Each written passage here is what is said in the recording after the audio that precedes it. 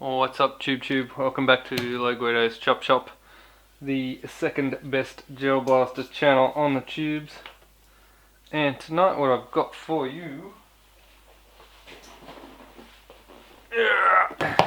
big old box.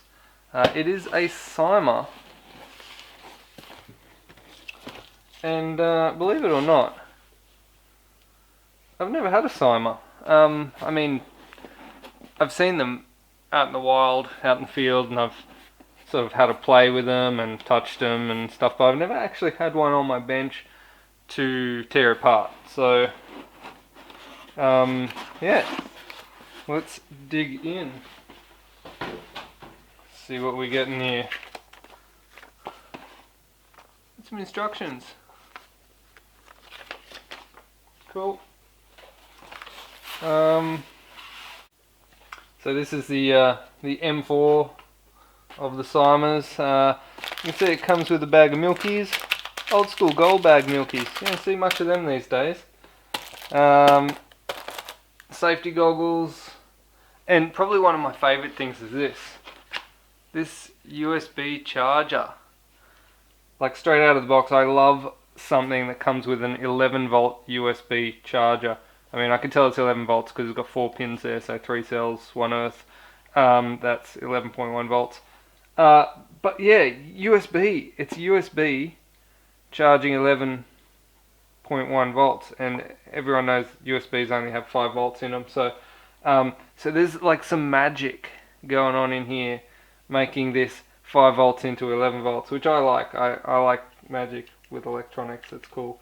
But yeah, USB 11 volt charger. That's a fancy bit of kit. The magazine is metal, stamped metal. It's a plastic inner with a stamped metal outer. It looks quite nice actually. It uses like a Gen 8 type arrangement in terms of the location of the feeding tube and the terminals. That's kind of cool. Get that out. It's got some, looks like a sight adjuster, some sort of maybe a crush washer and an O-ring for the flash hider. You can have also the orange flash hider, or you can have the black one, depending on where you are and what you like. Let's get this thing out of the box. Alright, so straight out of the box, let's see how she looks. So we've got an alloy barrel, an alloy front sight triangle, alloy sling loop, nylon handguard, combination nylon and metal delta ring, a alloy carry handle, alloy receiver, alloy upper and lower receiver, nylon pistol grip, nylon stock, alloy sling, and alloy buffer tube. So imagine inside this buffer tube is going to be the battery, and they do that typical what do you call it, like the Kublai type trick where they put a screw in the bottom of the buffer tube for reasons that I can't fathom. So you have to undo this screw to get the end plate off so that you can access the buffer tube. There's no battery in there. No battery in the buffer tube. Alright. Colour me surprised. The battery must be in the handguard. Battery must be in the handguard. Which is, I mean, interesting. I don't really understand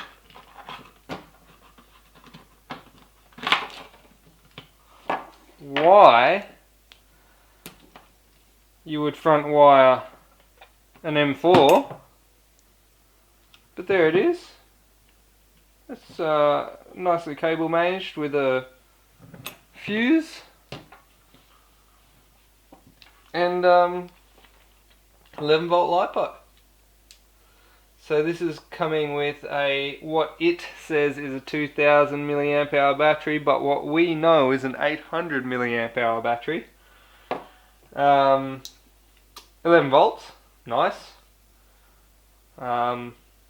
Weird that it's in the front. I mean, it saves you having to undo this screw. I just wasted like 2 minutes of my life undoing this screw. But yeah, front. Who else did that? JG did that as well, I think. JG did that in one of their blasters I had recently. The M4. Yeah, it was the M4. The JG M4 had a front wire as well, but I converted it to a back wire because the front wire displeased me. Interesting. Although not difficult to get to the battery, you just push back on the delta ring and pop the bottom half of the handguard off. It's not hard to get to, it's just I guess sometimes it limits you in the size of the battery that you can fit in there. This one happens to have quite a nice size handguard, so you can fit a decent sized battery in there. This battery would fit in the buffer tube just as easily, but should you want to change this handguard to a different type of handguard, if you wanted to do a like a free float that was single piece alloy, it would make it very difficult to change the batteries if you wanted to go that way. Having them just in the buffer tube means that you're free to put whatever handguard you want on it, and it doesn't worry you about battery placement. Nonetheless, I'll make sure this is charged up, and then we will take it to the chrono, take out of the box chrono readings. Alright, before we chrono, I'm just gonna load this magazine up with some Ultra Elites. So it's just a matter of pouring them into the top.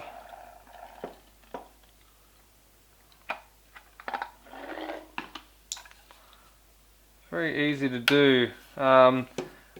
These mags with the top openings sometimes can be really difficult to open, particularly if you don't have fingernails, or if you use gloves on the field. Like I don't have any fingernails at the moment, but I'm still managing to get that open pretty easy, so that's a plus.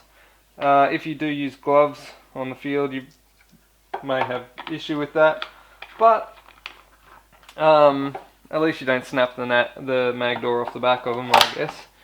That's one advantage there. Alright, let's hit the chrono now.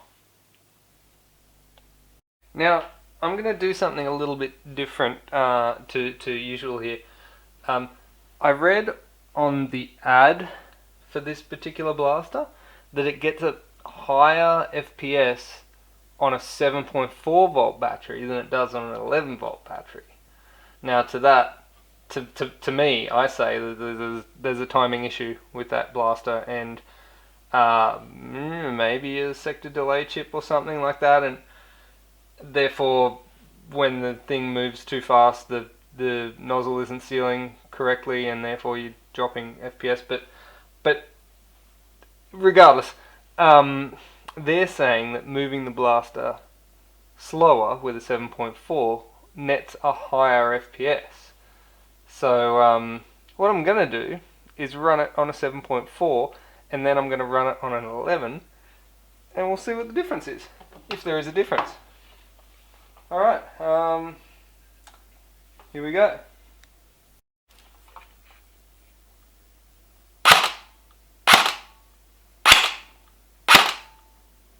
Alright, okay, so keeping in mind these are the first gels down the barrel, so might have had a couple of barrel breaks there with some weird numbers, but 292 seems legit. 310.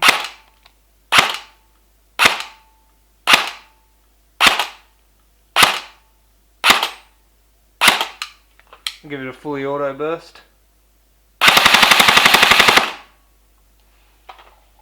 Alright, so looked like we had 310s around there. There was the first one was like a really low one, a 60, so that's dragging our average down. But I am going to say it averaged around 305. It's got an average of 292 there, and it's got a max of 480. I guess that evens out. Neither this nor this were real values, just so you know. That was a barrel break. But yeah, so average of about 300. I'd say 310 on average, really. Just going off the numbers there. Let me whack an 11 volt in there and see what we get. Alright, I'll just reset this. So we get a fresh set of digits for the 11 volt test. Alright, here we go. 11 volts.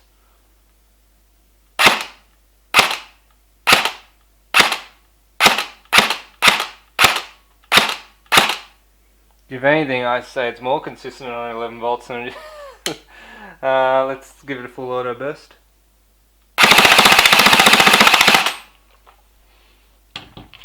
Alright. Well, again, I did get a weird barrel breaky type thing there. Let's see. Let's say average 262, so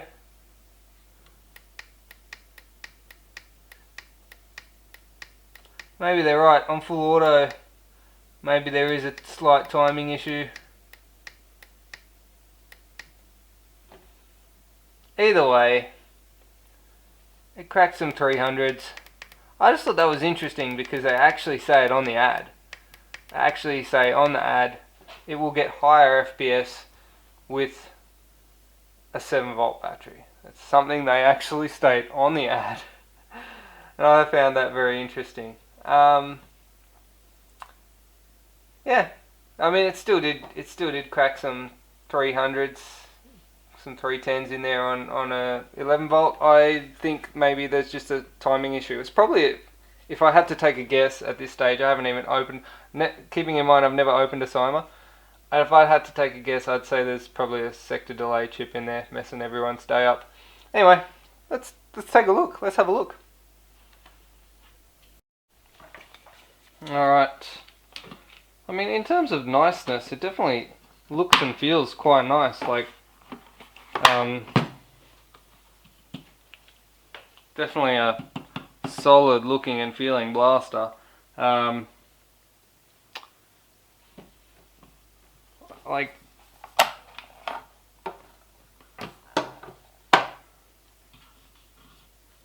I guess we're all kind of a little bit over M4s. Like, once you've seen one, you kind of feel like you've seen them all. But I mean, the quality of this does seem quite nice. Like, I'm actually fairly impressed with the quality. I know it's probably hard to see off of a camera, but it definitely strikes me as something that feels a bit nicer than most of the other M4s that I have seen. M4s can still be cool. We've just seen a whole lot of them, and we kind of want something different, I guess. That's what it comes down to. Alright, let's take this apart and have a look inside. I'm just going to get a punch. We're going to punch these out. Take a look. Alright.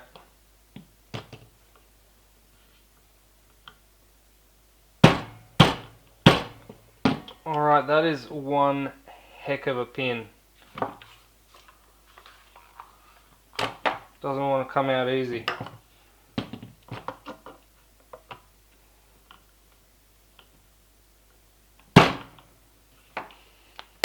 Wowee. Strong pin.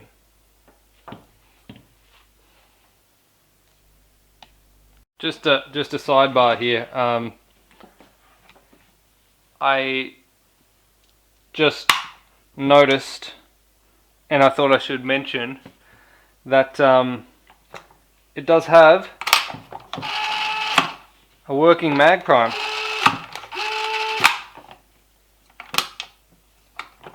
And a nice operating faux bolt.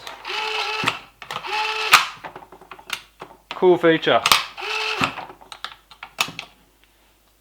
I noticed that when I was pulling it apart, and I thought that's probably something I should mention because I think that is a cool feature.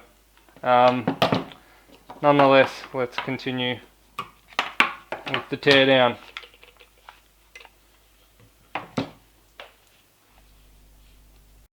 Okay, so this pin here is one of the toughest pins I've come across, and as a result of that, I've had to resort to getting the mat out and getting an actual pin punch and a hammer. So tight. Alright, there we go. And the mat also, which is to protect my bench when I bash the pin into it more than anything. Alright, so that's out now. Pin out. It is retained as well. Might be worth noting on this side here, it is retained in there with there's a inside here, there's a spring detent that retains that pin, so that's good to know. This upper should in theory come off now.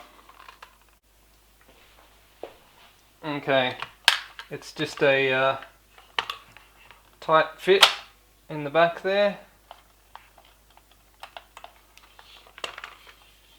and watch your dust cover hangs up on the front pin there as well. Oh, you know what? Front wiring. Front wiring. You got me, front wiring. You got me. Now what do I do? And this is why friends don't let friends front wire. So now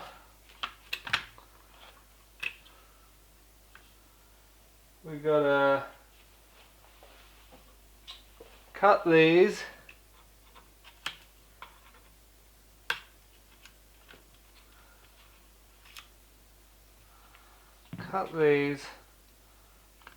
pull these clips off. Oh, there's another one to cut. There we go. Okay, now we've got to pull these. Had to get some pliers on here to grip this to undo these pins. There's your battery cable, and now these should slide out nicely through the hole in the receiver, and barrel usually would stay in there. We'll take that out anyway, actually, because we want to measure it. And there we have the gearbox with the awesome front wiring present there. So with the front wiring, when you're pushing it through, there's a hole here you have to feed that wire through when you're putting the upper on, which I find terribly inconvenient, but I'd probably reroute these wires to the rear of the gearbox and out the buffer tube if it was me. Let's have a look at this barrel. It's quite a nice long barrel, so I'll measure it. my trusty measuring tape. 39 centimeters to the T, and the inner diameter. Get my vernier.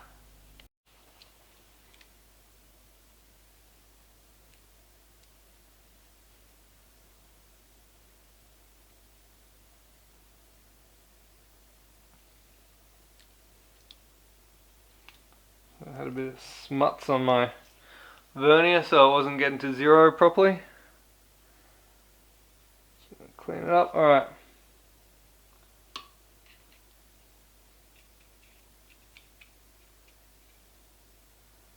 Uh, 7.60 or 61 60 7.6 mil ID barrel.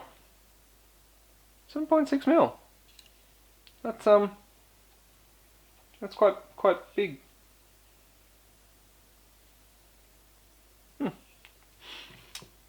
Not the biggest I've seen, but it's quite big.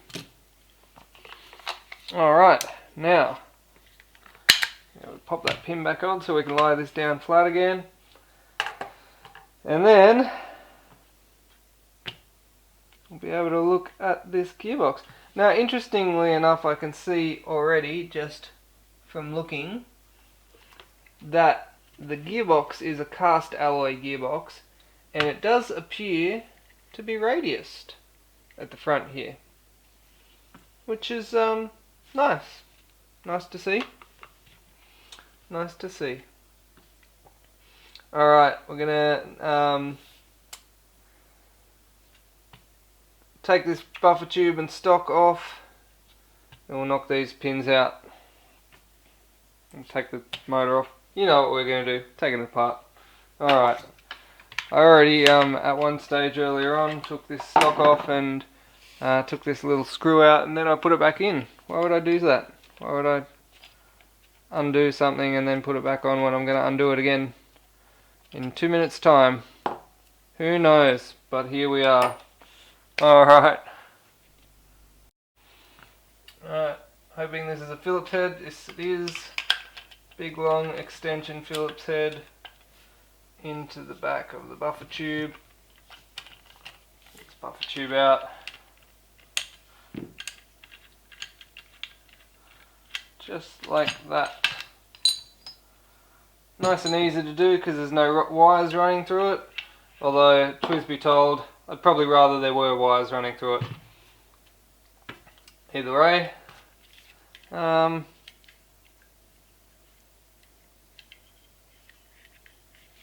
Non-functional bolt release, just for funsies.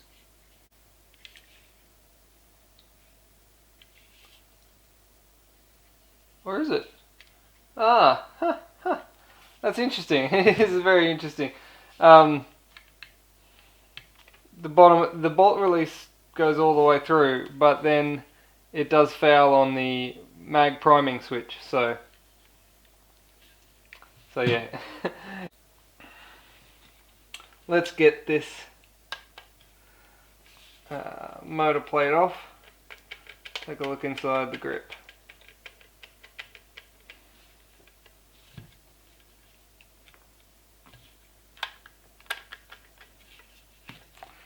Always remember when you're undoing this that it is under tension, so hold your thumb or something on it so that it doesn't spring out and fly across the room.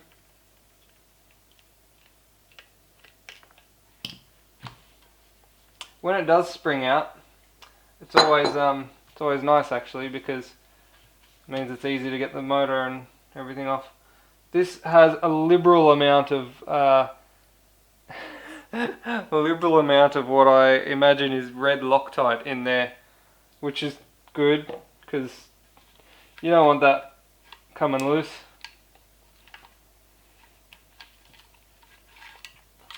The motor is a fairly nondescript looking 480 long motor. Got no markings on it whatsoever. Interesting. Standard magnets, no neodymium here. Continue getting this grip off, get the grip screws off.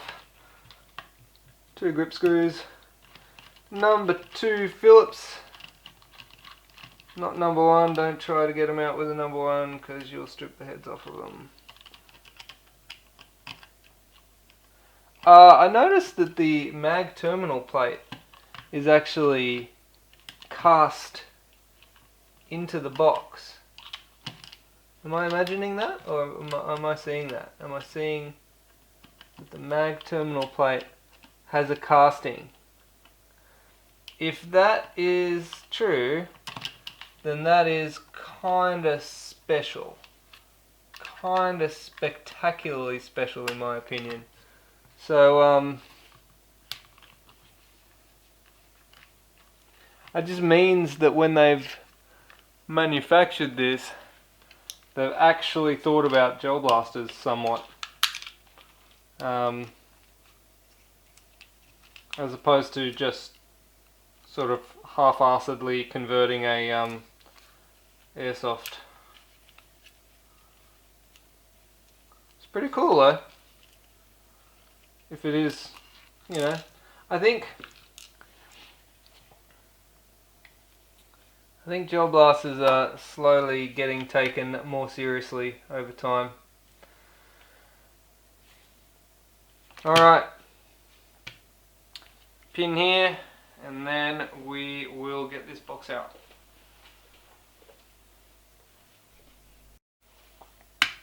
Hopefully this pin doesn't fight me as much as the last one.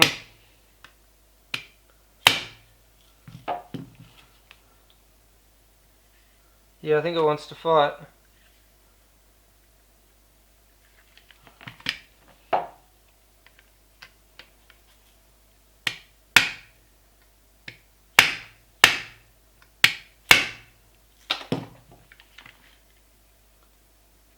It's worth mentioning, I say it every single time, these pins are only designed to go one direction, and that in this case is this direction. If you try to bash it through in that direction, you will damage everything and you'll never get this thing to stay in ever again in its life. There is a knurled end, and that knurled end is the end that needs to come out. Keep that in mind when you're bashing out your pins. These other pieces that are stuck in here, they're not real pins. They're faux pins. This one, however, is a real pin. That one, it is a real pin. It's just retained with a clip. Is that right? Yes. Retained with a clip. Okay, well. Oh, and you don't even have to. No wonder it's retained with a clip. Look at that. It just, once that clip's gone, drop it out. Alright. Mag release. Mag release has to come off. That looks like a Torx bit. Tiny little Torx bit. This is a T6 Torx bit, and I have this one specifically for this purpose. I don't have any other reasons to have a T6 Torx bit. Alright. That's out. Springs out.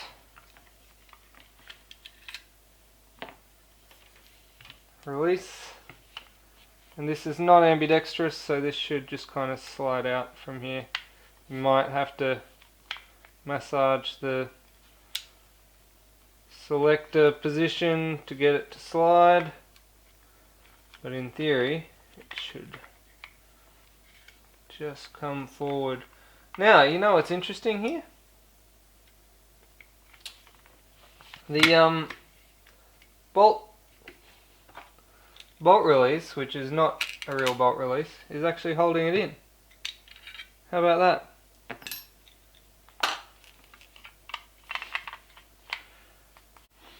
Okay, this is this is interesting.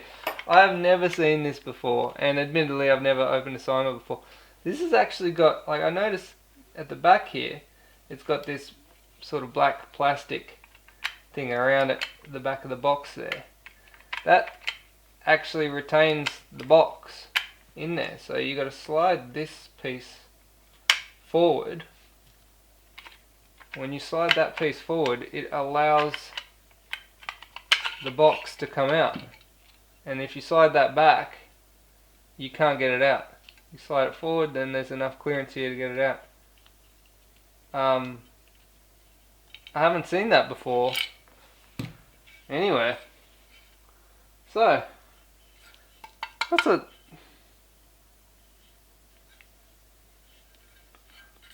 a nice looking receiver.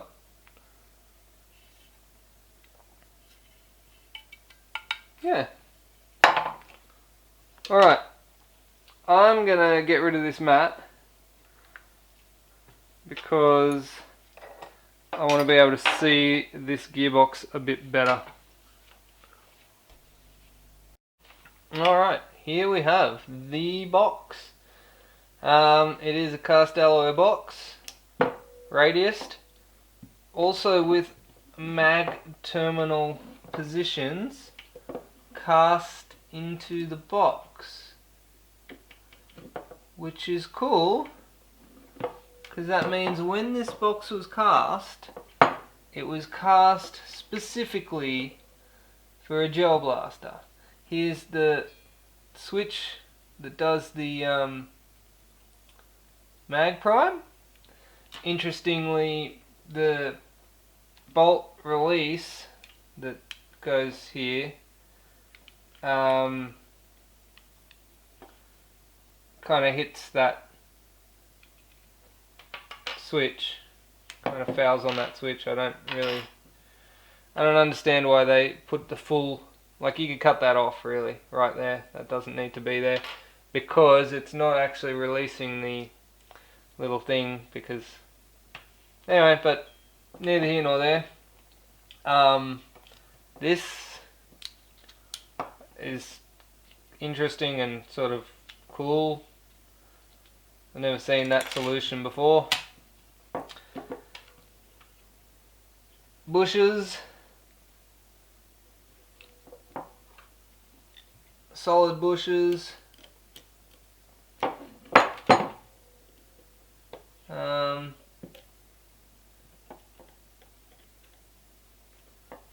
There's a little bit of play in the bevel.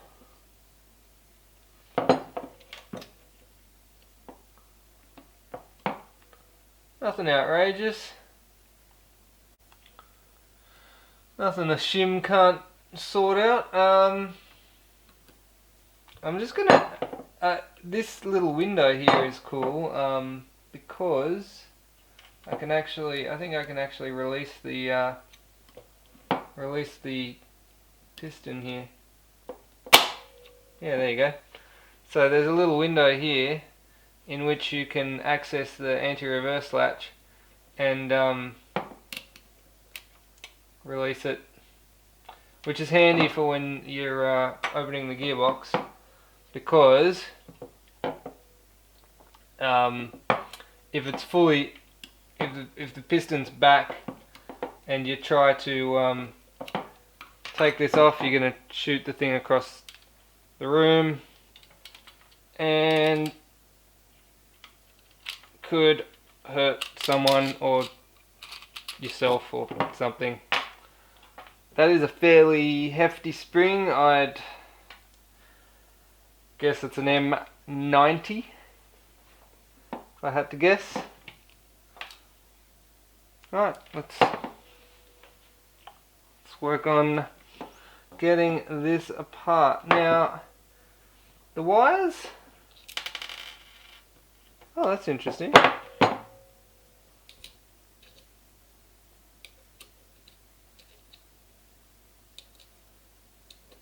Where did that just drop from?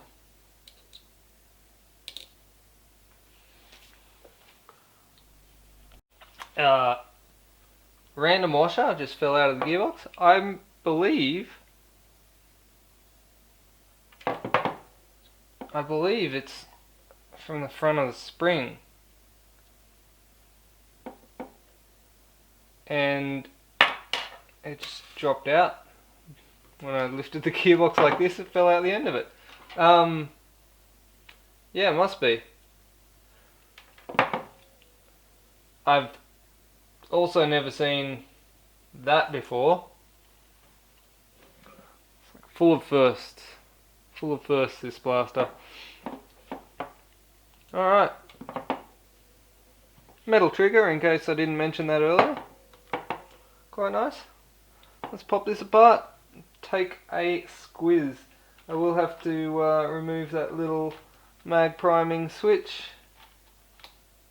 As much as I don't want to have to. There's a tiny little screw. It's just going to get in my way otherwise. Alright, the rest of these are number 2 Phillips screws. And we can just bust them out with a regular screwdriver. I'll be back to you once they're out. Alright, got all the screws out now. Time to open her up.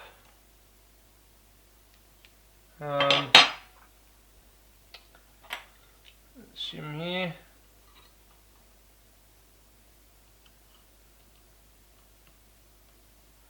Don't lose them. Bushes look nice and solid. There's a bit of grease, a little bit of grease on these gears, not too much. There's not much up here. The sector has a large pin on it there, which it's also got quite a large beak on the tappet plate, which could have something to do with the timing issues that it experiences on 11 volt batteries. The trigger just wants to leave. The trigger desperately wants to jump out of that box. It's as soon as the box was open up, the trigger just wants to be out of there. I'm out. Gone. I don't know why. Why does it want to be out so bad? Can you stay? Stay? No, it doesn't want to. Right, well. That's interesting. Just painful trigger. Just doesn't want to be in there. Anyway, I'll deal with that later. The safety seems like super loose. Not that anyone cares about that safety really all that much. Standard trigger trolley there. Let's take a look at the business end.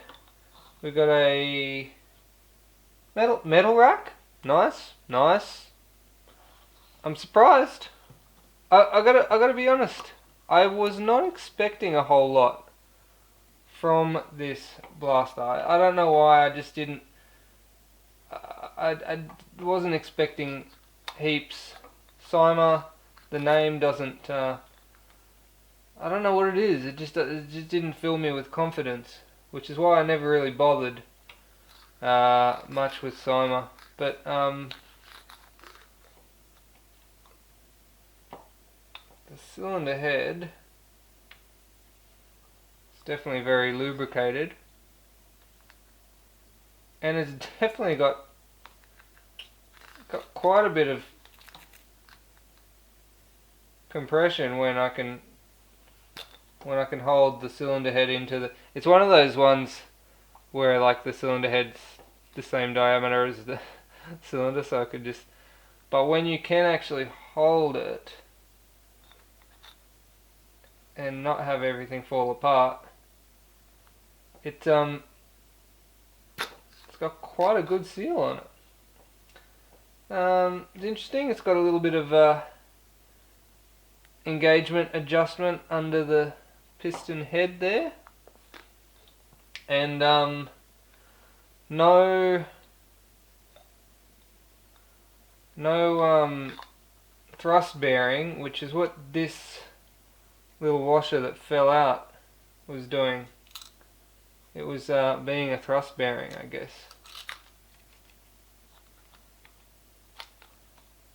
It's super lubricated in there. It's so greasy. I'm getting grease all over everything, but it does seem like it's got a fairly good seal.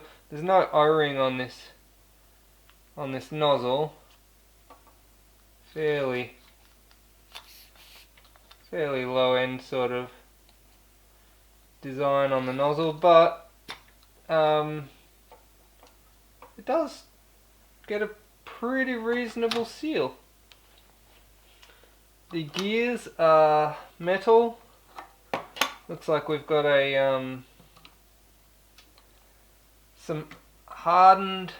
You got a hardened bevel and spur, and then the sector is looks like it's a cast alloy on this side. Potentially even potentially hardened on the other side. Nope, it's cast all around. Yep, one piece cast all the way around.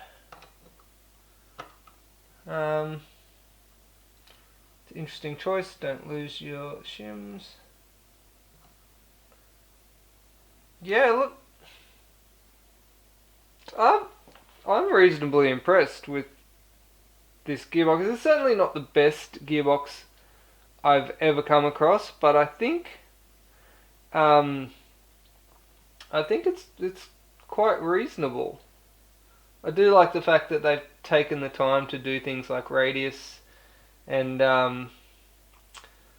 like have the casting for the circuit board for the mag terminals. It's certainly not perfect, but I think there's good value in this. We'll have to see how it lasts in the long run, but yeah, I've got to admit, better than I expected. Not bad at all. Alright, let's put all this back together.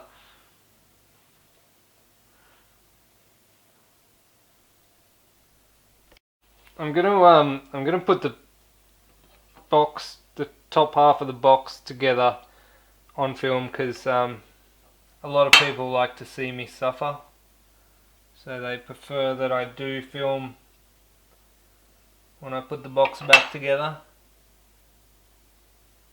Now this is interesting. You got to watch these little wires here, because they've literally got like 1.5 millimeters in which they've got to travel to not hit the tappet plate return spring and not get jammed in between the box halves.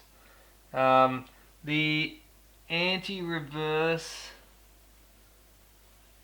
seems to stay in there pretty good, so that's a good thing. The trigger is a pain in the butt. It does not want to stay put at all. Don't know why that is. So I guess the trick is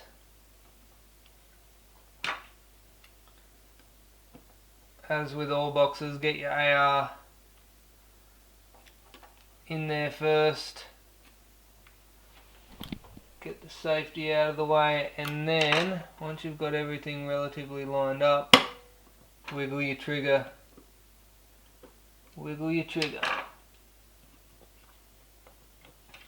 Get your safety out of the way, and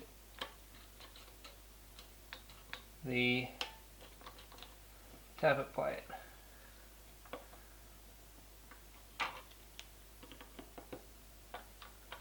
Sometimes it can pay to just poke the shafts a little bit with the poker if they're not playing well with you. Alright. Should be good to go here. Get that safety out of the way.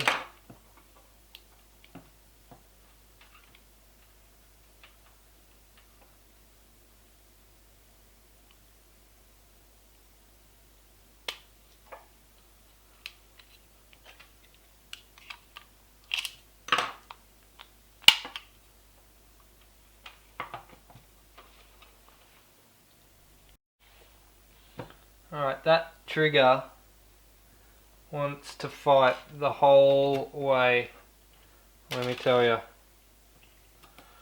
Alright, I get these screws back in, put this thing back together. Alright, all back together now. Overall, I think this is a pretty good blaster for the value of it. It's nice and sturdy. It's got a gearbox which looks pretty reasonable. I don't know. I haven't actually seen one that's had a fair amount of hours, so I don't know how long they go in terms of longevity, but I guess we'll find out. The front battery wiring. Oh my god, are you trolling me, CYMA? I swear you're trolling me with that front wiring. That is annoying, and I would certainly move that to a rear wire straight away. Manufacturers, please take note, the only reason to ever front wire anything is if you have a PDR stock. Period. Don't do it. No front wires. No. So, other than that, front wiring and the trigger spring, which was an absolute pain to get in. More so than usual on a V2 gearbox for some reason.